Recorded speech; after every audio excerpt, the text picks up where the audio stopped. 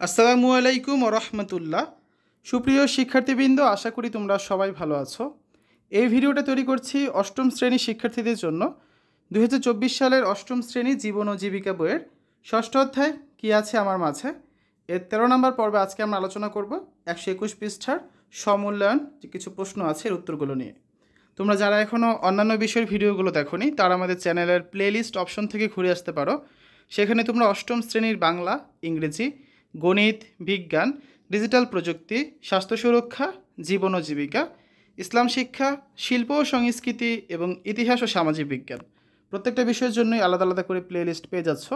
এখান থেকে তোমাদের যে যে বিষয়ের ভিডিও দরকার খুব সহজেই তোমরা দেখে নিতে পারবে। 121 পৃষ্ঠার সমূল্যায়ন। ক নাম্বার, কোনো একটি কাজের জন্য কর্মপরিকল্পনা করা হলে তা থেকে আমরা কি কি দিক নির্দেশনা পেতে পারি। খ নাম্বার, মনে করো তুমি একজন ওষুধ বিশেষজ্ঞ বা ফার্মাসিস্ট অথবা নবায়নযোগ্য শক্তি বিশেষজ্ঞ হতে চাও। সেক্ষেত্রে তোমার মাইলস্টোনগুলো কি হবে।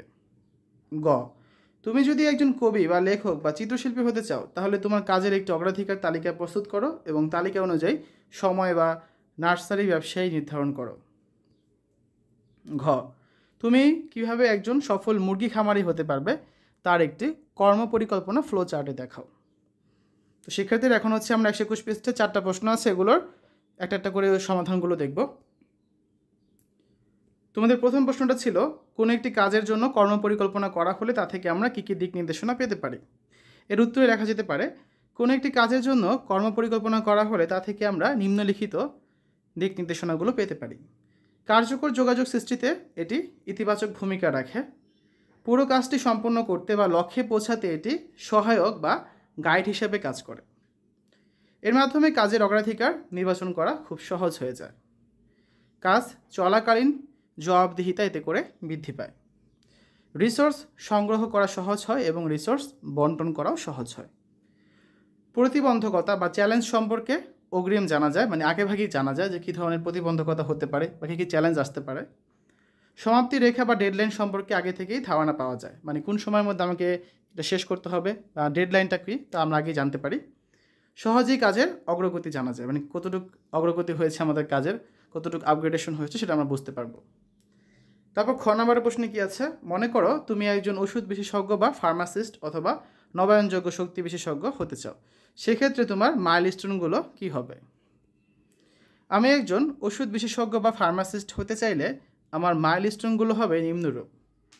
ফার্মাসিস্ট হতে হলে প্রথমেই বিজ্ঞান বিষয় নিয়ে এইচএসসি করতে হবে। এরপর যে কোনো সরকারি বা বেসরকারি বিশ্ববিদ্যালয়ে 4 বছর মেয়াদি ফার্মাসি কোর্স ডিগ্রি এবং 1 বছর মেয়াদি মাস্টার্স শেষ করতে হবে। কোনো প্রতিষ্ঠানে পেশা হিসেবে যোগদান করার পূর্বে স্বল্পমেয়াদী প্রশিক্ষণ নিতে হবে, কারণ দক্ষতা হিসেবে ওষুধের গুণাগুণ ও ব্যবহার সম্পর্কে ভালো জ্ঞান, ব্যবসায়িক ধারণা, সমস্যা সমাধানের দক্ষতা, যোগাযোগের দক্ষতা থাকতে হয়। একজন ফার্মাসিস্টের কাজের ওপর নির্ভর করে বহু মানুষের সুস্বাস্থ্য, এজন্য তাকে খুঁটিনাটি বিষয়ে খেয়াল রাখতে হয়। এছাড়া নির্ভুল রেকর্ড রাখাও অত্যন্ত জরুরি। গ নাম্বার, তুমি যদি একজন কবি বা লেখক বা চিত্রশিল্পী হতে চাও তাহলে তোমার কাজের একটি অগ্রাধিকার তালিকা প্রস্তুত করো এবং তালিকা অনুযায়ী সময় বা নার্সারি ব্যবসায়ী নির্ধারণ করো।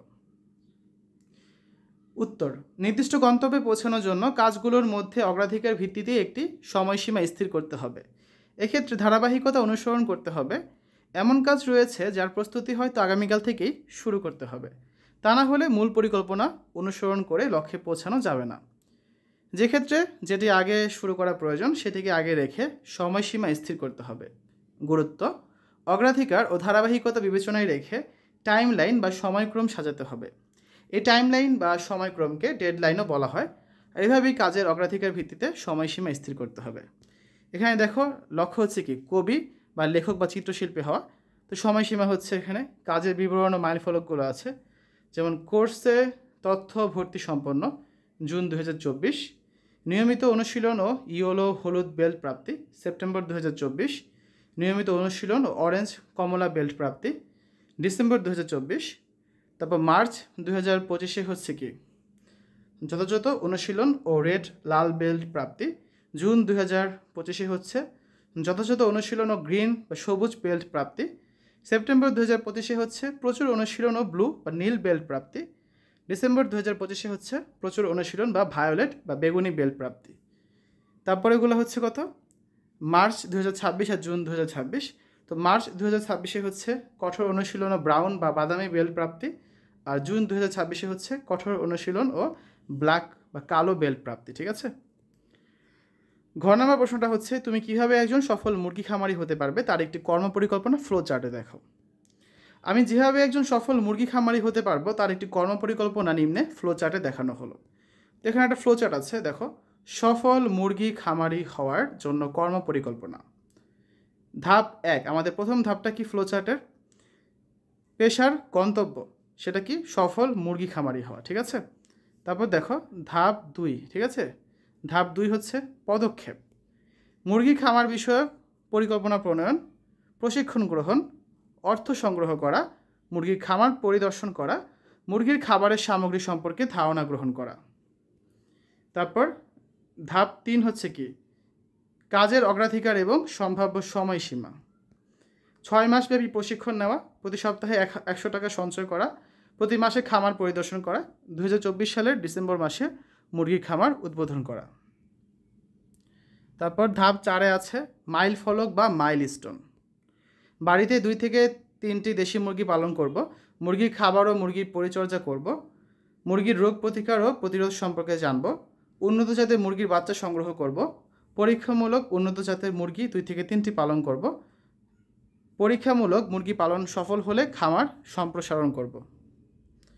এরপর ধাপ 4 গেল। ধাপ 5 হচ্ছে রিসোর্স বা উপকরণ বাছাই।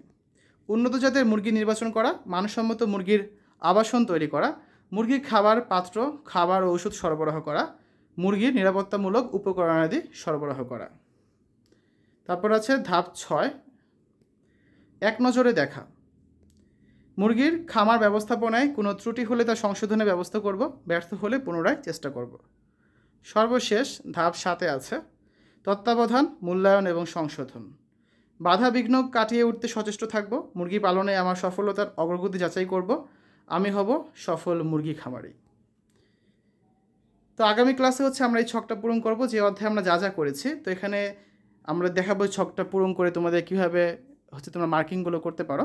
যে কাজগুলো করতে পারলে হচ্ছে তোমরা পাবে আংশিকভাবে করলে 3, ভালোভাবে করলে 5, আর করতে না পারলে পাবে 1। এভাবে করে এই যে 10টা প্রশ্ন আছে, 10টা না 12টা প্রশ্ন আছে, তো এখানে 60 তুমি কত পাও সেটা হচ্ছে আগামী ক্লাসে দেখবো আমরা। ঠিক আছে।